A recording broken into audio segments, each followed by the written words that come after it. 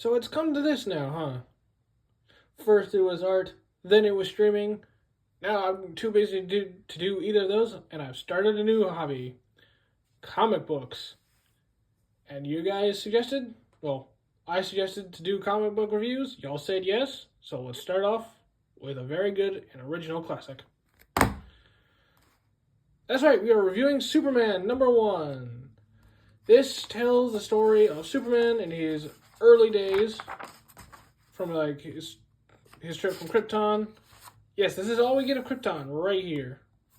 Beats the Kents, yada yada yada, and immediately we are in freaking Metropolis and Superman's doing stuff. That's 2 pages. Mind you, the 2003 retelling of this story has like what, 10 pages of origin? Yeah. Somehow, Zack Snyder took this little bit right here and dragged it out for a good while.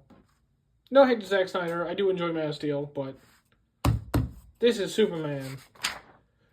Yeah, I always thought it was interesting how in most movies, Superman just immediately gets the job. Here they say, nope, can't use you. Which they keep over in the 2003 origin story. Although he has more experience here. I mean, in Birthright he has more experience, whereas here he has nothing. Yeah, no, this was a fun comic to read. Superman is hilarious in this. And he's also extremely petty. Let me find the petty Superman. Where is it? I do think that this is like a slight compilation, because like it seems like the story ends here, and then it's like, oh, another story. Also, yes, his first ever solo series has an overarching story a little bit. Oh yeah, let's see. Yeah, see, so this is a guy right here. He is an arms dealer, so. And Superman is like, yeah, you're going to go join this military here. Yeah, you're going to go join the military. Hold on. Where is it? Oh, yeah, right here. He's going to go join the military. And Superman, yes, this is Superman. This guy was planning to dip as soon as he could, and then Superman just shows up. I was like, hey, I joined. So I read that the first time, and I could not stop laughing. Yeah, no, Superman just showcases his kind of pettiness, even like a little bit later on. Yeah, like right here. Like he causes a cave-in right here. What level of pettiness does Superman have to cause pettiness? To cave in and leave all these poor rich people trapped underground in a mine that they're running? Well, it's really just this one dude, but.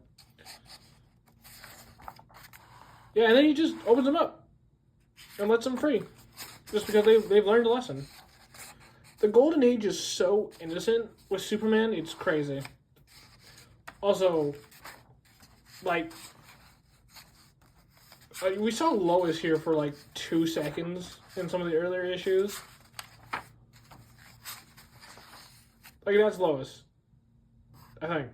No, that's Lois. That's someone else. I don't know what's going on with her. This is Lois. This is about as much as Lois gets.